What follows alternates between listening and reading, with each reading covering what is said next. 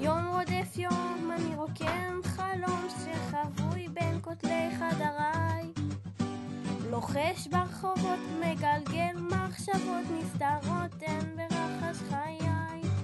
והימים כך עוברים ואיתם השנים בוערים הם בעצמותיי.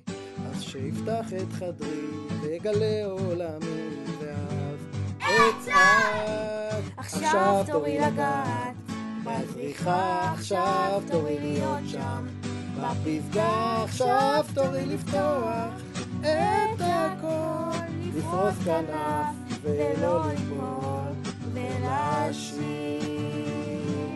עכשיו תורי לתת את כל הלב, עכשיו שרפא מה שכואב, עכשיו תורי לפקוע צליל מיתר שיעדר אל המחר ולשיר ולשיר.